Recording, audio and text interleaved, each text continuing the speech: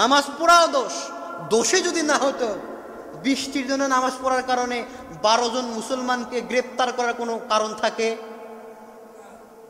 আপনি কোন দেশে আছে, কোন দেশে বসবাস করছেন? আফতাবনগরের ঘটনা, সলাতুল ইস্তিসকার নামাজ পড়ছে, পড়ার কারণে 12 জনকে গ্রেপ্তার করা হলো। মানুষ যত পাপ করবে আল্লাহ পাকের কাছ থেকে জলে এবং স্থলে তত বিপদ, তত গজব আল্লাহ পাক নাজিল করে দেবে। সম্মানিত হাজিরিন, সম্মানিত উপস্থিতি, এই যে বর্তমান প্রখর রোদ, তাপদাহ চলছে, মধ্যপ্রাচ্যের দেশগুলোর তাপমাত্রা ছাড়িয়ে গেছে, মরুভূমির দেশ, সেখানেও এখন মাত্র 33 ডিগ্রি 34 ডিগ্রি সেলসিয়াস তাপমাত্রায় তারা চলাফেরা করছে। আর আমরা সবুজ শস্য শ্যামলের দেশ হওয়ার পরেও, যে দেশে কোনো মরুভূমি নাই, এই দেশেও 40-42 ডিগ্রি তাপমাত্রা। আপনি কি মনে করেন? أما بعد فقد قال الله تعالى في كلامه المجيد وفي فرقانه الحميد أعوذ بالله من الشيطان الرجيم بسم الله الرحمن الرحيم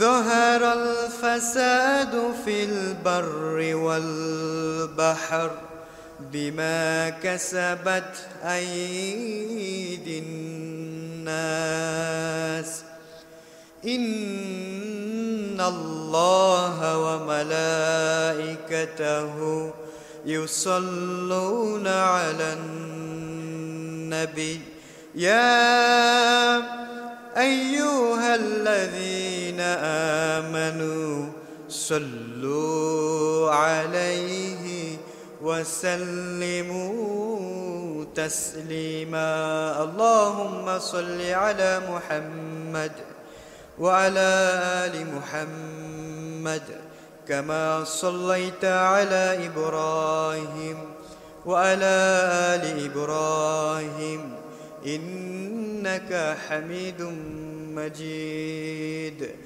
اللهم بارك على محمد وعلى آل محمد كما باركت على إبراهيم وعلى آل إبراهيم إنك حميد مجيد আসুন সেই মহান রবের শুকরিয়া আদায় করি, জাল্লা পাক আমাকে আপনাকে হাজারো রকম ব্যস্ততার মাঝখান থেকে অত্যন্ত দয়া করে, মায়া করে, মহাব্বত করে, ভালোবেসে আল্লাহ পাকের ঘর মসজিদে আসার তৌফিক দিলেন। এজন্য সেই মহান রবের দরবারে শুকরিয়াতান বলে উঠছি আলহামদুলিল্লাহ। আপনারা মনে হয় রাগ করে আছেন, আল্লাহর উপরে রাগ করে আছেন নাকি? একটু জোরে সোরে বলি আলহামদুলিল্লাহ। দুরুদ ও সালাম বর্ষিত হোক আকায়ে নামদার তাজদারে মদিনা মুহাম্মদ সাল্লাল্লাহু আলাইহি ওয়াসাল্লামের প্রতি। সম্মানিত হাজিরিন, সম্মানিত উপস্থিতি, দুনিয়াতে আল্লাহ পাক যেখানে যা দরকার ঠিক সেখানে সেটাকে সেট করে দিয়েছেন পৃথিবীর শুরু থেকে নিয়ে। আল্লাহ তাআলা বিশ্ব জগতে যেখানে যা দরকার সেখানে সেটাকে সেট করে দিয়েছে। সূর্যের জায়গায় সূর্য, চন্দ্রের জায়গায় চন্দ্র, পৃথিবীর জায়গায় পৃথিবী, আকাশের জায়গায় আকাশ, প্রত্যেকটা জিনিসকে প্রত্যেকটা জায়গায় ঠিক তার ভারসাম্য রক্ষার্থে যেখানে যেটা রাখার দরকার সেটাকে সেখানে রেখে দিয়েছেন কে? সবাই বলেন কে? আল্লাহ দিয়েছে। এবার আসুন, আল্লাহ পাক যে এই যে পৃথিবী বানালেন, পৃথিবী সৃষ্টি করলেন, পৃথিবী সৃষ্টি করার পরে পৃথিবীর ভারসাম্য রক্ষার্থে পৃথিবীর ভিতরে যেখানে যা দরকার সেখানে সেটাকে আল্লাহ পাক সেট করে দিয়েছে।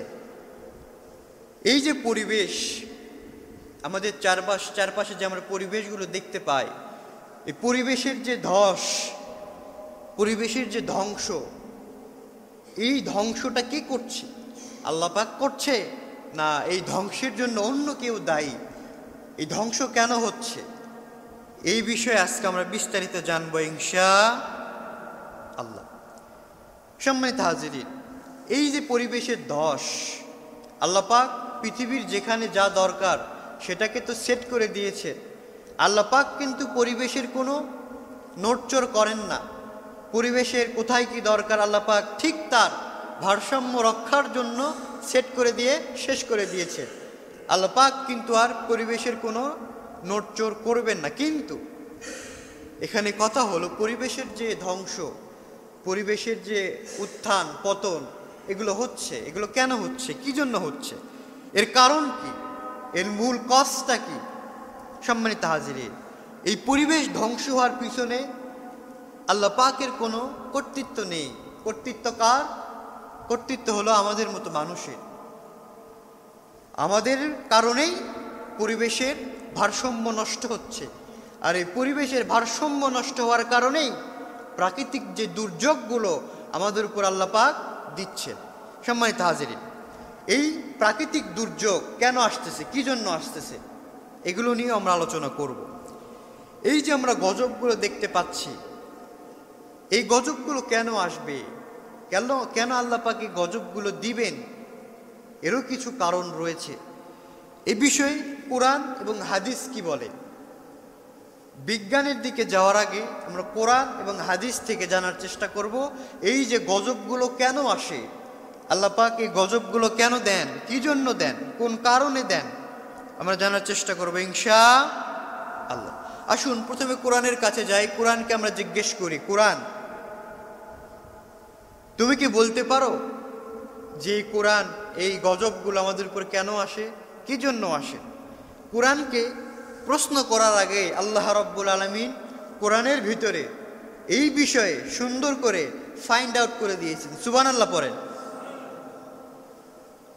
রাব্বুল আলামিন বলেন, যাহারাল ফাসাদু ফিল বাররি ওয়াল বাহরি বিমা কাসাবাত আইদিন নাস। ও দুনিয়ার মানুষেরা তোমরা শোনো, দুনিয়ার ভিতরে যে জলে এবং স্থলে যে বিপদগুলো তোমরা দেখতে পাও, এই বিপদগুলো আমি রব্বুল আলামিন কেন দেই, কি জন্য দেই, তার প্রধান কারণ হলো তোমাদের পাপের কারণে আমি রব্বুল আলামিন তোমাদের উপরে এই বিপদগুলো চাপিয়ে দেই। তাহলে আমরা কোরআনের কাছ থেকে জানতে পারলাম, আল্লাহ তাআলা বললেন এই যে জলের স্থলে যত বিপদ, যত গজব আল্লাহ পাক দেন, কেন দেন, তার এক নম্বর কারণ পেলাম আমাদের পাপের কারণে, আমাদের কৃতকর্মের ফলস্বরূপ আল্লাহ পাক আমাদেরকে জলে এবং স্থলে বিপদ দেয়। তাহলে জলে এবং স্থলে যত বিপদ আসে, যত বিপদ আমাদের উপরে অবতীর্ণ হয়, প্রত্যেকটা বিপদের কারণে দায়ী কে? আল্লাহ। কথা মনে বোঝেন না আপনারা? এই যে জলে এবং স্থলে বিপদ আসে, এই বিপদের জন্য দায়ী কে? আল্লাহ না। কারা দায়ী? আমরা দায়ী। আমাদের কোন কারণে? পাপের কারণে আল্লাহ রাব্বুল আলামিন জলে এবং স্থলে বিপদ দেন। সম্মানিত হাজিরিন, সম্মানিত উপস্থিতি, তাহলে মানুষের কৃতকর্মের ফলের কারণে, মানুষের হাতের কামাই স্বরূপ আল্লাহ রাব্বুল আলামিন জলে এবং স্থলে বিপদ দেন। স্থলের বিপদ কি? স্থলের বিপদ হলো আল্লাহ পাক আপনাকে প্রচণ্ড গরম দিয়ে একেবারে শেষ করে দেবে, আবার প্রচণ্ড শীত দিয়ে আপনাকে আল্লাহ পাক কষ্ট দেবে। এগুলো হচ্ছে দুনিয়ার উপরে স্থলে বিপদ, গজব। সম্মানিত হাজিরিন, তাহলে আমরা কোরআন থেকে জানলাম আমাদের গুনাহের কারণে আল্লাহ পাক জলে এবং স্থলে আমাদের উপরে আযাব, গজব নাজিল করেন। এবং হাদিসের কাছে যাই, হাদিস কি বলে? মুসা আলাইহিস সালামের নাম শোনেননি এমন কেউ আছেন এখানে? এমন কেউ নাই। তো মুসা আলাইহিস সালামের জীবনী পড়তে গেলে আপনি পাবেন মুসা আলাইহিস সালামের কওমের ভিতরে দীর্ঘদিন যাবৎ বৃষ্টি হচ্ছে না, বৃষ্টি বন্ধ। মুসা আলাইহিস সালামের কওমের ছোট্ট ছোট্ট বাচ্চারা কান্না করে বৃষ্টির জন্য। বৃদ্ধ লোক, দাড়ি পাকাওয়ালা লোকগুলো আল্লাহর কাছে কান্না করে, আল্লাহ এতদিন যাবৎ বৃষ্টি হচ্ছে না কেন? কোন কারণে আপনি বৃষ্টি দিচ্ছেন না? সবাই চলে আসছে মুসা আলাইহিস সালামের কাছে। মুসা আলাইহিস সালামের কাছে আসার পরে মুসা আলাইহিস সালামকে বললেন, আল্লাহর পয়গম্বর, আপনি তো বানি ইসরাইলের নবী, বানি ইসরাইলের সবচেয়ে বড় নবী আপনি একটু আল্লাহর কাছে দোয়া করেন, আল্লাহ যেন আমাদেরকে রহমতের বৃষ্টিতে ধন্য করে। পড়েন সুবহানাল্লাহ। তো মুসা আলাইহিস সালাম তার কওমের সমস্ত লোকদেরকে নিয়ে খোলা একটা ময়দানে বসে গেলেন। বসার পর আল্লাহকে বলতেছেন, আল্লাহ এতগুলো লোক, প্রায় 40,000 লোককে নিয়ে আজকে আমি আপনার কাছে দুহাত তুলেছি। আল্লাহ আপনি বৃষ্টি দিয়ে, রহমতের বৃষ্টি দিয়ে আমাদের উপরে রহমত নাজিল করে, আমাদের এই মানুষগুলোকে শান্ত বানিয়ে দিন, মানুষের উপর শান্তি নাজিল করেন, রহমত নাজিল করেন। সঙ্গে সঙ্গে আল্লাহ বলতেছে, মুসা তোমার এই 40,000 লোকের ভিতরে এমন একটা লোক আছে যে লোকের কারণে আমি আল্লাহ বৃষ্টি দিব না। সেই লোকটাকে তুমি যদি বের করে দিতে পারো, আমি আল্লাহ সঙ্গে সঙ্গে তোমাদের উপরে রহমতের বৃষ্টি নাজিল করে দেবো। সুবহানাল্লাহ। পরে মুসা আলাইহিস সালাম বলেন, আল্লাহ এই 40,000 লোকের ভিতরে কেমনে আমি লোককে খুঁজে বের করব? আমি তো জানি না কোন লোক আপনার সাথে 40 বছর ধরে নাফরমানি করে, এই লোককে আমি কেমনে খুঁজে বের করব? সঙ্গে সঙ্গে আল্লাহ বললেন, মুসা তুমি লোকের ভিতরে অ্যানাউন্সমেন্ট করে দাও, তুমি শুধু বলে দাও যে কে আছো, 40 বছর ধরে আল্লাহর সাথে নাফরমানি করছো, উঠে বের হয়ে যাও, এই মজলিস থেকে বের হয়ে চলে যাও, তোমার জন্য আল্লাহ রাব্বুল আলামিন রহমতের বৃষ্টি বন্ধ রেখেছে। তুমি শুধু বলে দাও, তোমার এই কথাকে 40,000 লোকের কর্ণকুহরে পৌঁছে দেওয়ার দায়িত্ব কার? কথা বলেন না, কার? আল্লাহ। মুসা আলাইহিস সালাম বললেন, কে আছো? 40টা বছর ধরে আল্লাহর সাথে নাফরমানি করো, তাড়াতাড়ি বের হয়ে যাও, তোমার জন্য, তোমার এই নাফরমানির কারণে আল্লাহ পাক বৃষ্টি দিচ্ছে না, সুতরাং তাড়াতাড়ি বের হয়ে চলে যাও। সমস্ত লোকের কর্ণকুহরে পৌঁছে দিলেন আল্লাহ। যে লোকটা 40 বছর ধরে আল্লাহর সাথে নাফরমানি করে, এবার ওই লোকটা বুঝতে পেরেছে আল্লাহর সাথে তো আমি 40 বছর ধরে নাফরমানি করি, আল্লাহ এখন আমাকে কি বলবে? আমি যদি এই লোকদের ভিতর থেকে বের হয়ে চলে যাই, আমি যদি এই লোকদের ভিতর থেকে বের হয়ে চলে যাই, সবাই তো আমাকে চিনে ফেলবে, সবাই আমাকে দেখে ফেলবে, সবাই বলবে, আরে লোকটা 40 বছর ধরে আল্লাহর সাথে নাফরমানি করে, সবাই তো আমাকে চিনে ফেলবে। আল্লাহ আল্লাহ আমি কেমনে বের হব? আল্লাহ আমি বের হব না। এই মুহূর্তে তাওবা করে নিলাম, তাওবা করে নিয়ে আপনার কাছে ক্ষমা চাইলাম আল্লাহ, আর জীবনে কোনো দিন কোনো পাপের কাজ আমি করব না। সুবহানাল্লাহ। পরে আর রব্বুল আলামিন সুন্দর করে কোরআনুল কারীমে বলছেন, ইয়া আইয়ুহাল্লাযীনা আমানু তুবু ইলাল্লাহি তাওবাতান নাসুহা। রব্বুল আলামিন বললেন, বান্দারে, ও গোলামেরা, তোমরা যদি আমার কাছে তাওবা করতে পারো, এমন তাওবা তোমরা যদি করতে পারো, আমি রব্বুল আলামিন তাওবাতুন নাসুহা করার কারণে তোমাদের জীবনের সমস্ত গুনাহগুলো আমি রব্বুল আলামিন মাফ করে দেব। সুবহানাল্লাহ। সমস্ত গুনাহ আল্লাহ পাক মাফ করে দেবে। ওই লোকটা এবার মনে মনে চিন্তা করতেছে, আল্লাহ এই জায়গা থেকে যদি আমি বের হয়ে চলে যাই, সবাই আমাকে চিনে ফেলবে, সুতরাং আল্লাহ আমি বের হব না। আমি এই মুহূর্তে তাওবা করে নিলাম আল্লাহ, আর জীবনে কোনোদিন পাপের কাজ করব না। আল্লাহ আপনি আমাকে মাফ করে দেন। সঙ্গে সঙ্গে আসমান থেকে রহমতের বৃষ্টি ওই জাতির উপর আল্লাহ পাক নাজিল করে দিলেন। পড়েন সুবহানাল্লাহ। মুসা আলাইহিস সালাম ওয়াক হয়ে গেলেন। মুসা আলাইহিস সালাম আল্লাহকে প্রশ্ন করলেন। মুসা আলাইহিস সালাম তো এমন নবী ছিলেন যে নবী আল্লাহকে বারবার প্রশ্ন করতেন, বারবার বেকায়দায় ফেলতে চাইতেন। তো মুসা আলাইহিস সালাম বললেন, আল্লাহ এই মাত্র আপনি বললেন ওই লোকটা বের হয়ে না যাওয়া পর্যন্ত আপনি বৃষ্টি দেবেন না, তাহলে কই কোনো লোক তো বের হলো না, আপনি বৃষ্টি কেন নাজিল করলেন? মুসা আলাইহিস সালামের এই কথা শোনার পরে আল্লাহ বলছে, মুসা, যে লোকটার কারণে আমি বৃষ্টি বন্ধ করে রেখেছিলাম ওই লোকটার কারণে আজকে তোমাদেরকে আমি বৃষ্টি দান করেছি। সুবহানাল্লাহ বলবেন না? মুসা আলাইহিস সালাম অবাক। মুসা আলাইহিস সালাম বলছেন, আল্লাহ কারণ কি আমি জানতে চাই। মুসা আলাইহিস সালাম বলছে, আল্লাহ কারণ কি আমি জানতে চাই, কোন কারণে, ওই লোকটার কারণে আপনি বৃষ্টি দিলেন। আল্লাহ বললেন, মুসা রে, ওই লোকটা 40 বছর ধরে আমার কাছে নাফরমানি করে, 40 বছর ধরে আমার কাছে নাফরমানি করার কারণে তোমাদের উপরে বৃষ্টি বন্ধ করে দিয়েছিলাম। কিন্তু ওই বান্দা আমার কাছে এই মাজলিসের ভিতর থেকে আমার কাছে তাওবা করেছে, আর ওই বান্দার তাওবাকে আমি কবুল করে নিয়া তোমাদের উপরে রহমতের বৃষ্টি দিয়ে ধন্য করে দিয়েছি। পড়েন সুবহানাল্লাহ। মুসা আলাইহিস সালাম বললেন, আল্লাহ কে ওই লোকটা, আমি তাকে দেখতে চাই। আল্লাহ বললেন, মুসা, 40 বছর যে গুনাহ করেছে, 40 বছরের ভিতরে একটা মুহূর্তের জন্য যার গুনাহ আমি প্রকাশ করে লজ্জিত করি নাই, আজকে সে গুনাহ থেকে মুক্ত হওয়ার পরে তার গুনার কথা তুমি জানতে পেরেছো, আর তাকে যদি তোমার সামনে আমি পরিচয় করে দিই, সেই লোকটা যদি লজ্জা পায়, সেই লজ্জা তো আমারও লাগবে মুসা। সুতরাং না, সেই লোকটাকে তুমি দেখতে পারবা না, সেই লোকটাকে আমি বড্ড ভালোবেসে ফেলেছি, তার তওবাকে আমি কবুল করে নিয়েছি। সম্মানিত হাজিরিন, শুনতে উপস্থিতি, তাহলে এই হাদিস থেকে আমরা বুঝতে পারলাম আল্লাহ পাক বৃষ্টি বন্ধ রাখেন বান্দার গুনাহের কারণে। বান্দার গুনাহ যখন চরম শিখরে পৌঁছে যাবে, বান্দার গুনাহ যখন একেবারে উচ্চ লেভেলে পৌঁছে যাবে, তখন আল্লাহ পাক আসমান থেকে বৃষ্টি বন্ধ করে দিবেন।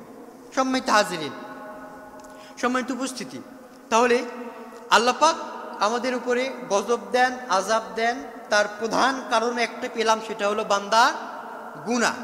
বান্দার গুনার কারণে আল্লাহ রাব্বুল আলামিন আমাদের উপরে গজব নাজিল করেন।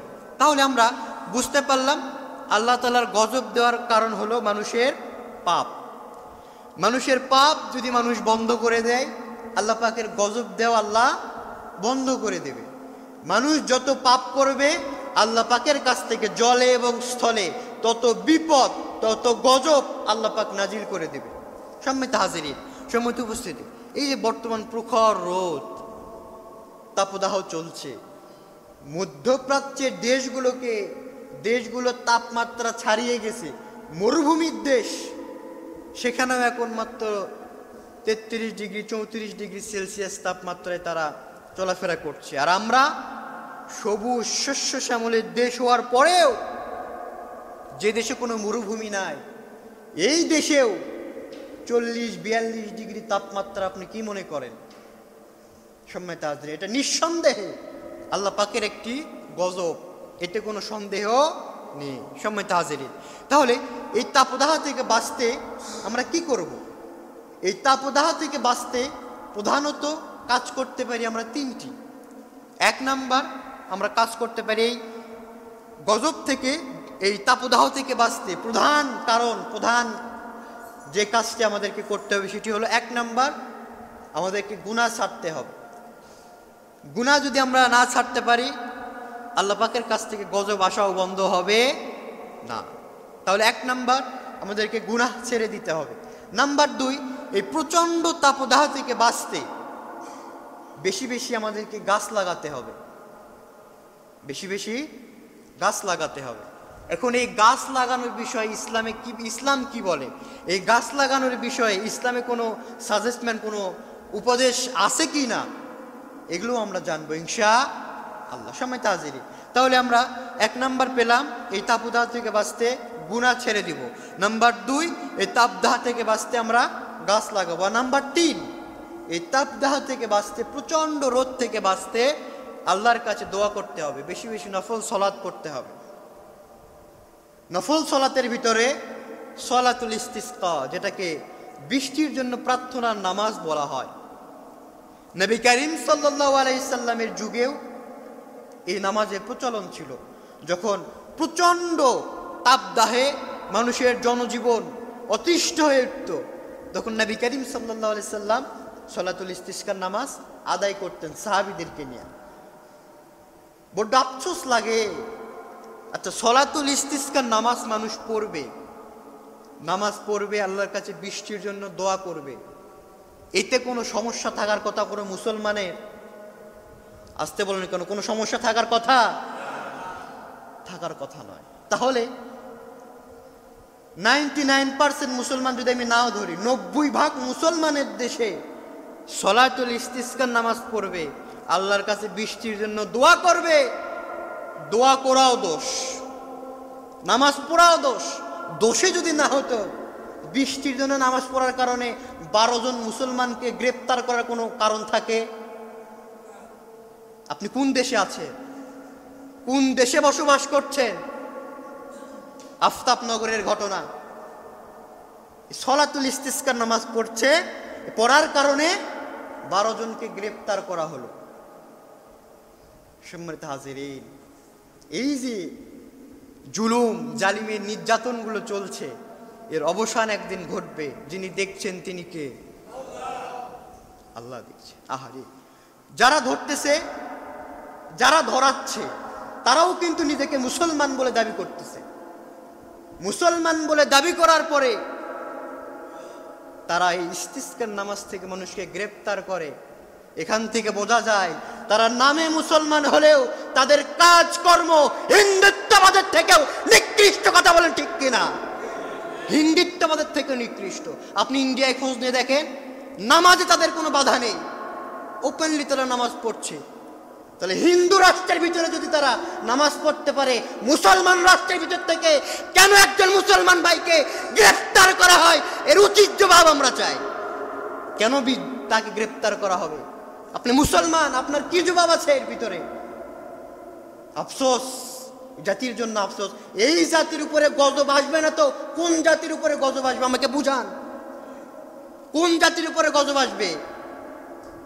আপনি গজব নিজের হাত দিয়ে টেনে আনছেন। সম্মানিত হাজির, সম্মানিত উপস্থিতি, তাহলে এই সুন্নাহ, নবী করিম সাল্লাল্লাহু আলাইহি সাল্লামের সুন্নাহ আমরা মানার চেষ্টা করব ইনশাআল্লাহ। সম্মানিত হাজির, তাহলে গরম থেকে বাঁচতে আমরা 3টি কাজ করব। 1 নাম্বার, গুনাহ ছেড়ে দেব। নাম্বার 2, আল্লাহর কাছে এই গরম থেকে বাঁচার জন্য বেশি বেশি দোয়া করব। নাম্বার 3, এই গরম থেকে, প্রচণ্ড রোদ থেকে বাঁচার জন্য আমরা গাছ লাগাবো। আফসোস লাগে, কথাগুলো অনেক ভারাক্রান্ত হৃদয় নিয়ে বলতে হয়। ঢাকা ইউনিভার্সিটি, ঢাকা বিশ্ববিদ্যালয়ের মতো জায়গায় সলাতুল ইস্তিসকার নামাজ পড়বে, ছাত্ররা সবকিছু অ্যারেঞ্জমেন্ট করেছে, সবকিছু ব্যবস্থাপনা করেছে। প্রশাসন কর্তৃপক্ষ থেকে বলা হলো, খবরদার নামাজের আয়োজন করা যাবে না। তাহলে চিন্তা করেন, মুসলমানের দেশে মুসলমানদের ইবাদত থেকে বঞ্চিত করা হচ্ছে, মুসলমানদের ইবাদতকে বাধা দেওয়ার চেষ্টা করা হচ্ছে। এখানে আপনি কি বলবেন? এখানে তো আল্লাহ গজব যে এখনো যে আমরা বেঁচে আছি, এটাই ভাগ্যের ব্যাপার। কারণ এদেশে এমনও কিছু কাজ চালু হচ্ছে যেগুলো কোনো হিন্দু রাষ্ট্রেও নেই। আমেরিকা, কানাডা, ইউরোপে যত কান্ট্রি আপনি দেখবেন, কোনো কান্ট্রিতে বাংলাদেশের মতো আমার তো মনে হয় নামাজের ভিতরে তাদেরকে বাধা দেয়া হয় এরকম কোনো নজির আপনি পাবেন না, কোনো নজির পাবেন না। বরঞ্চ মুসলমানেরা ওপেন প্রোগ্রাম করছে। সম্মানিত হাজিরিন, বড় আফসোস লাগে এই বিষয়গুলো দেখি। আল্লাহ পাক আমাদেরকে জালিমের জুলুম থেকে হেফাজত করুক, পড়েন আমিন। তাহলে আমরা গাছ কেন লাগাবো? এই বিষয়ে ইসলাম কি বলে? গাছ লাগানোর উপকারিতা কি? এই গাছ আমরা কেন লাগাবো, ইসলাম কি বলে? এই বিষয়ে কয়েকটি পয়েন্ট আমরা শুনবো ইনশাল্লাহ। ইসলাম 1 নাম্বার, ইসলাম গাছ লাগানোর বিষয়ে তাগিদ দিয়েছে। ইসলাম বলেছে আপনাকে গাছ লাগাতে। কেন লাগাবেন তার কারণ পরে আসতেছে। নবী করিম সাল্লাল্লাহু আলাইহি সাল্লাম মুসনাদে আহমদের ভিতরে একটা হাদিস এসেছে। নবী করিম সাল্লাল্লাহু আলাইহি সাল্লাম বলেছেন, তোমরা যদি দেখো কিয়ামত শুরু হয়ে গেছে কিন্তু তোমাদের হাতে একটা চারা গাছ আছে, যদি দেখো কিয়ামত শুরু হয়ে গেছে কিন্তু তোমাদের হাতে একটা চারা গাছ আছে, ওই কিয়ামতের আগেই তোমরা ওই চারা গাছটা রোপণ করে দাও। সুবহানাল্লাহ বলবেন না? তাহলে চিন্তা করেন ইসলাম গাছ লাগানোর ব্যাপারে কতটা সচেতন। গাছ আপনি কেন লাগাবেন না? একটি গাছ যখন আপনি লাগাবেন, একটা গাছ লাগানোর সঙ্গে সঙ্গে আল্লাহ রাব্বুল আলামিন ওই গাছ লাগানোর বিনিময়ে আপনার এই গাছ লাগানোটাকে সদগায়ে জারিয়া হিসেবে কবুল করে নেবেন। সুবহানাল্লাহ পড়েন। দান দু প্রকার হয়। একটা দান আপনি করবেন ওয়ান টাইম, আপনি মসজিদে 5 টাকা দান করলেন, 5 টাকা দানের আপনি যে সওয়াব সেটা আপনি পেয়ে যাবেন। কিন্তু আপনি একটা গাছ দান করে লাগাবেন, এই গাছ লাগানোর কারণে এই সওয়াবটা যতদিন মানুষ উপকৃত হবে, মানুষ যদি উপকৃত নাও হয়, আল্লাহর সৃষ্টি কোনো মাখলুক, কোনো পোকামাকড় যদি উপকার পায়, এই উপকার যতদিন পাবে ততদিন পর্যন্ত আপনার আমল নামায় যিনি সওয়াব দিতে থাকবেন তিনি কে? আল্লাহ। তাহলে 2 নাম্বার আমরা পেলাম, গাছ লাগালে এই গাছ লাগানোটা সদকায়ে জারিয়া হয়ে যাবে। নাম্বার 3 হলো আমরা গাছ কেন লাগাবো? গাছ লাগানোর 3 নাম্বার কারণ হলো এই গাছ আমরা জীবনে বেঁচে থাকার জন্য, আমাদের জীবনটাকে বেঁচে রাখার জন্য আমরা গাছ লাগাবো। হয়তো বলবেন আমাদের তো আল্লাহ বেঁচে রাখে, আল্লাহ বেঁচে রাখে, তাহলে আমরা আবার গাছ লাগাবো কেন? এই যে আমরা প্রতিনিয়ত অক্সিজেন গ্রহণ করছি, এই অক্সিজেনটা আসে কোত্থেকে? জানেন না কোত্থেকে? গাছ থেকে।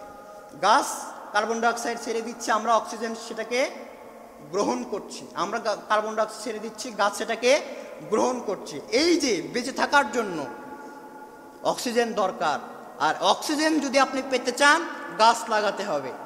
গাছ যদি আপনি লাগান তাহলে আপনাকে অক্সিজেন যিনি দিবেন তিনি কে? আল্লাহ। এই অক্সিজেনের যে কত দাম, করোনার ভিতরে যাদের করোনা হয়েছে তারা টের পেয়েছে যে গাছের অক্সিজেনের কত দাম।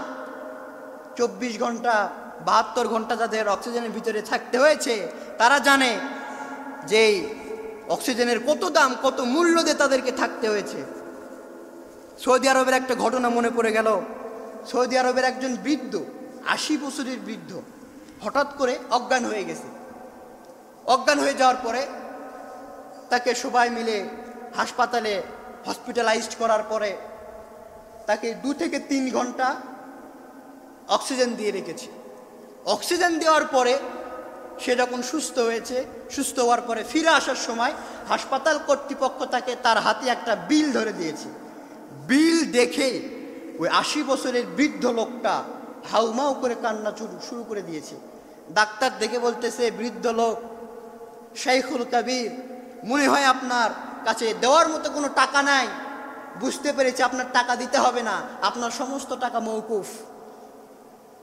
এবার ওই বৃদ্ধ লোক চোখের পানি মুছতে মুছতে বলতেছে, ডাক্তার, তুমি হয়তো ভাবতেছো এই যে বিল, সামান্য 20-30 হাজার টাকা বিল, তুমি হয়তো ভাবতেছো এটার জন্য আমি কান্না করতেছি। না, আমি কান্না করতেছি এই কারণে, সামান্য 2 থেকে 3 ঘন্টা অক্সিজেন দিয়েছো, এর বিল যদি 30 হাজার টাকা হয়, আমার বয়স আজ হলো 80 বছর, জন্ম থেকে নিয়ে শুরু করে আজ পর্যন্ত কত লিটার, কত টন অক্সিজেন আল্লাহ পাক দিলেন, একদিনে তো কোনো টাকা আমার কাছে দাবি করে নাই,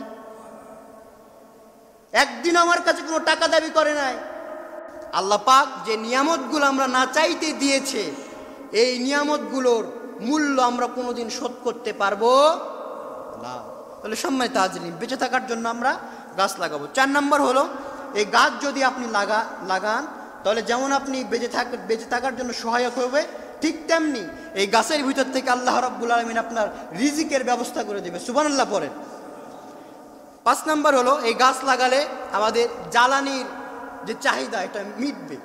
হয়তো আমরা যারা শহরে আছি তারা হয়তো এখন গ্যাস ব্যবহার করি আমরা, কিন্তু যারা গ্রামে থাকে অধিকাংশ বাড়িতে কিন্তু এখনো গাছের কাঠ, গাছের পাতা দিয়ে জ্বালানি কাজ সম্পাদন করা হয়। তো এই যে জ্বালানি কাঠ কই পাবেন যদি আপনি গাছ না লাগান? এই জ্বালানি কাঠ কি পাওয়া যাবে না? তাহলে আমাদেরকে 5 নম্বর হলো জ্বালানি কাজ করার জন্য গাছ লাগাতে হবে। 6 নম্বর, আসবাবপত্রের জন্য এই যে মেম্বারটা বানানো হয়েছে, এটা কিসের তৈরি? কাঠের তৈরি। যদি গাছ না থাকতো এই মেম্বারটা হতো না। তাহলে আসবাবপত্রের জন্য আমরা গাছ লাগাবো। 7 নম্বর হলো, এই যে প্রচণ্ড রোদ, এই রোদ থেকে বাঁচার জন্য আমরা গাছ লাগাবো। এই যে রাস্তা, রোডটা, রোডের মাঝখানে দুই সাইডে যদি বড় বড় গাছগুলো থাকতো, এই রাস্তার উপরে যে প্রখর রোদ, এই রোদের কারণে মানুষের চলাফেরা করতে কষ্ট হয়, এগুলো একটু হলেও কম হতো। আজকে চারপাশের দিকে তাকান, যে পরিমাণ গাছ থাকার কথা সেই পরিমাণ গাছ কিন্তু আমরা রাখতে পারিনি। আফসোস এই জন্য আমাদের, রাখতে পারিনি ঠিক আছে, কিন্তু কেটে কেটে শেষ করে দিচ্ছি। একটা পূর্ণ বয়স্ক গাছ যে পরিমাণ অক্সিজেন বাৎসরিক সরবরাহ করে, 10 জন পূর্ণ বয়স্ক মানুষের বাৎসরিক চাহিদা মেটানো সম্ভব। সুবহানাল্লাহ পড়েন। তাহলে একটি গাছ যদি আমরা কাটি, তার অনুরূপ আমরা কয়েকটি গাছ লাগানোর চেষ্টা করবো ইনশাআল্লাহ। 8 নম্বর হলো, সময় মতো যদি আমরা বৃষ্টি চাই, সময় মতো যদি আমাদের বৃষ্টি প্রয়োজন মনে করি, এই যে এখন বৃষ্টির সময় বৃষ্টি হচ্ছে না, যদি আমরা বেশি বেশি গাছ লাগাতে পারতাম, আল্লাহ পাক প্রাকৃতিক নিয়মে যখন বৃষ্টি দরকার তখন আল্লাহ পাক আমাদেরকে বৃষ্টি দিয়ে দিতেন। সম্মানিত হাজিরিন, তাহলে 8টি পয়েন্টে আমরা জানলাম যে কি জন্য আমরা গাছ লাগাবো। সম্মানিত হাজিরিন, গাছ কেন লাগাবো, কি জন্য লাগাবো, এর বর্ণনা করে আপনি শেষ করতে পারবেন না। মূল কথা, আপনি যদি বাঁচতে চান, ভালোভাবে জীবনযাপন করতে চান, একটা গাছ আপনার জন্য অতীব জরুরি। এই জন্য গাছ যদি লাগান, তাহলে আপনার জীবন যেমন শান্তি হবে, অপরের জীবনও তেমনি শান্তিময় হবে। সম্মানিত হাজিরিন, তাহলে আমরা গজব থেকে বাঁচতে হলে অবশ্যই আল্লাহ পাকের কাছে দোয়া করতে হবে, গুনাহ ছাড়তে হবে। আর এই গজব আসার পরে গজবের যে প্রতিকার, সেটা আমাদেরকে করতে হবে। সম্মানিত হাজিরিন, এই যে গজবগুলো আসে, কেন আসে, কি জন্য আসে, আমরা জানতে পেরেছি। কোন কোন পাপের কারণে আল্লাহ পাক বেশি ক্রুদ্ধ হয়ে বান্দার উপরে গজব নাজিল করে, এর সুন্দর একটি হাদিস বলে শেষ করে দেব। ইবনে মাজার 4019 নম্বর হাদিস, ইবনে মাজার 4019 নম্বর হাদিস। এখানে নবী করিম সাল্লাল্লাহু আলাইহি সাল্লাম 5টি অপরাধের কথা বলেছেন। 5টি অপরাধের কথা, কানগুলো খরগোশের মতো খাড়া করে দিয়ে শোনেন। আল্লাহ পাক কেন গজব দেন, কোন পাপের কারণে কোন গজব দেন, এই হাদিসের ভিতরে সুন্দর করে নবী করিম সাল্লাল্লাহু আলাইহি সাল্লাম বর্ণনা করেছেন। 5টি অপরাধ করার কারণে বড় বড় 7 থেকে 8টি গজব আল্লাহ পাক এই বান্দাদের উপরে নাজিল করেন। অর্থাৎ যে দেশের লোক, যে জনপদের লোক বড় বড় 5টি অপরাধ করবে, তাদের উপরে 8 থেকে 9টি গজব আল্লাহ পাক নাজিল করবেন। দেখেন কি কি গজব কোন কোন পাপের কারণে আসে। 1 নম্বরে নবী করিম সাল্লাল্লাহু আলাইহি সাল্লাম বলেছেন, যেই দেশে, কথাগুলো শুনবেন এবং চিন্তা করবেন, যেগুলো অলরেডি হয়ে গেছে না সামনে হবে, একটু মনে মনে চিন্তা করবেন। 1 নম্বর, নবী করিম সাল্লাল্লাহু আলাইহি সাল্লাম বলেছেন, যেই দেশের ভিতরে প্রকাশ্যে অশ্লীলতা, বেহায়াপনা বেড়ে যাবে, ওই জনপদের উপরে বড় বড় 3টা আযাব আসবে। কয়টি? এখন আপনাদের কাছে প্রশ্ন, অশ্লীলতা, বেহায়াপনা আমাদের দেশে নাই? আসতে বলেন কেন, আছে না নাই? আছে। কেমন আছে, কি পর্যায়ে আছে, আমি আর ওদিকে গেলাম না। তাহলে বড় বড় 2টা আযাব দিবেন। এই অশ্লীলতা বেহায়াপনা করার কারণে বড় বড় 2টি আযাব দিবেন। 1 নম্বর হলো, ওই এলাকায়, ওই দেশের ভিতরে রব্বুল আলামিন মহামারী দিবেন। কি দিবেন? মহামারী আসেনি মনে হয়। দেখেন 2 নম্বরে, যেই জনপদের ভিতরে অশ্লীলতা, বেহায়াপনা বেশি হবে, ছড়িয়ে যাবে, ওই জনপদের ভিতরে এমন এমন রোগ দিবেন যা জীবনের নাম কোনোদিন কেউ শুনে নাই। আচ্ছা বলেন তো, করোনা, ওমিক্রন, চিকুনগুনিয়া, ডেঙ্গু, এগুলোকে আগে আমরা শুনেছি? সব নতুন। তাহলে এই গজবগুলো আসছে না আসেনি? আসছে। তাহলে আমরা অশ্লীলতা বেড়ে গেলে 1 নম্বর আল্লাহ পাক মহামারী দেবেন ওই দেশের ভিতরে। নাম্বার 2 হলো, এমন এমন রোগ দিবেন যে রোগের কথা, যে রোগের নাম ইতিপূর্বে কেউ জানতো না। 2 নম্বর হলো, যেই দেশের ভিতরে ওজনে কম দিবে, যেই দেশের ভিতরে পরিমাপের ভিতরে 9-6 করবে, যেই দেশের ভিতরে, যেই দেশের লোকেরা ওজনে কম দিবে, সেই দেশের ভিতরে 3টি বড় বড় আযাব আসবে। 1 নম্বর আযাব হলো, ওই দেশের ভিতরে দুর্ভিক্ষ লেগে যাবে। এখন বুকে হাত দিয়ে একটু বলেন তো, আমাদের দেশে কি দুর্ভিক্ষ লাগে নাই? এই যে হাহাকার, একটু চিন্তা করেন কি হাহাকার চলছে আমাদের ভিতরে, এটাও একটা দুর্ভিক্ষ। নাম্বার 2 হলো, যেই দেশের লোকেরা ওজনে কম দিবে ওই দেশের ভিতরে অর্থনৈতিক সংকট দেখা দিবে। এখন আমার দেশের দিকে তাকান, দেশেতে কোনো টাকা নাই, বিদেশ থেকে লক্ষ লক্ষ কোটি কোটি টাকা ঋণ নিয়ে আমার দেশ চলতেছে। আপনি খবর রাখেন? চিন্তা করেন, এই যে অর্থনৈতিক সংকট, এগুলো দিয়েছেন কে? সম্মানিত হাজিরিন, তাহলে 2 নাম্বার গেল অর্থনৈতিক সংকট। নাম্বার 3 হলো, যেই দেশের লোকেরা ওজনে কম দিবে তাদের ওই দেশের উপরে আল্লাহ রাব্বুল আলামিন জালিম শাসকদেরকে চাপিয়ে দেবে। আমার দেশে তো জালিম শাসক নেই।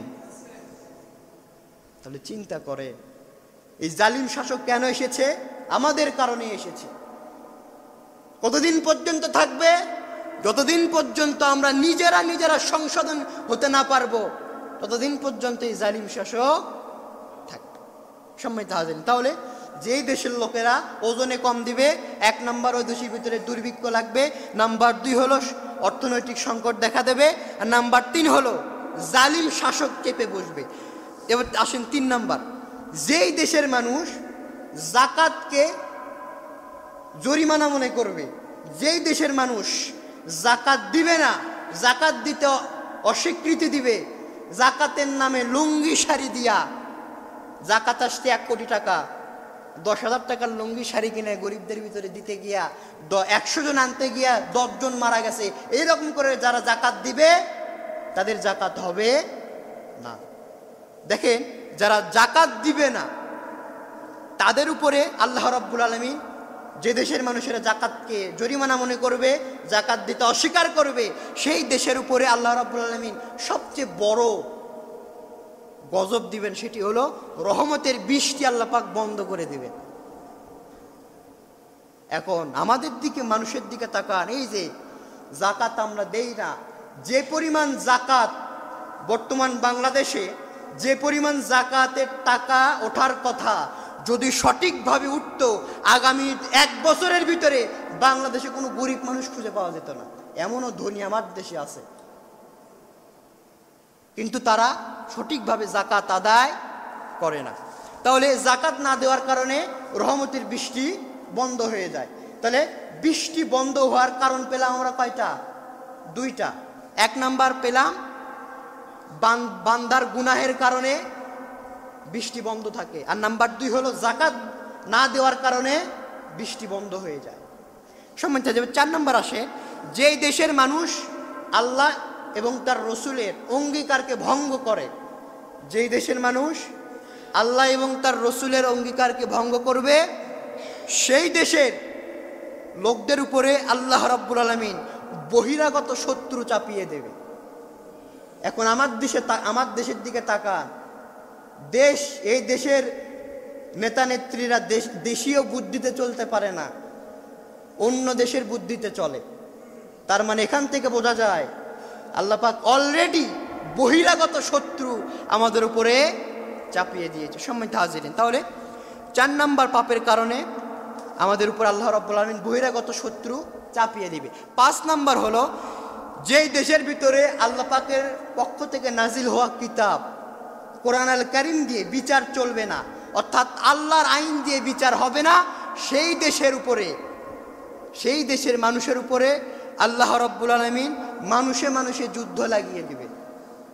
আজকে আমাদের দেশের দিকে তাকান, এক দল আরেক দলকে দেখতে পারে না, এক দলের মানুষ আরেক দলকে খুন করে, দলের ভিতরে এক নেতার লোক আরেক নেতার লোককে খুন করে মেরে ফেলে দেয়। এমন নজির আছে না? তাহলে চিন্তা করেন, এই যে আযাবের কথাগুলো বললাম, প্রত্যেকটা আযাব আমাদের ভিতরে আসবে না অলরেডি এসেছে? এসে গেছে অলরেডি, আমরা প্রত্যক্ষ সাক্ষী হয়ে গেছি। যেন সম্মানিত হাজিরিন, সম্মানিত উপস্থিতি, এগুলো থেকে বাঁচতে হলে আমাদেরকে অবশ্যই গুনাহ ছাড়তে হবে। গুনাহ যদি আমরা ছাড়তে পারি, আল্লাহ রাব্বুল আলামিন যাবতীয় পাপ থেকে যদি আমরা ছাড়তে পারি, আল্লাহ রাব্বুল আলামিন যাবতীয় গজব থেকে আল্লাহ পাক আমাদেরকে হেফাজত করবেন। জলে এবং স্থলে যত গজব আছে সমস্ত গজব থেকে যদি আপনি বাঁচতে চান, আপনি যদি রেহাই পেতে চান, একমাত্র পথ আপনাকে গুনাহ ছেড়ে দিতে হবে। গুনাহ ছেড়ে দিয়ে আল্লাহর কাছে গুনাহ থেকে মাপ চাওয়ার পানা চাইতে হবে। আল্লাহ পাক যেন আমাদেরকে সেই কাজগুলি করার তৌফিক দেয়। পড়েন আমিন।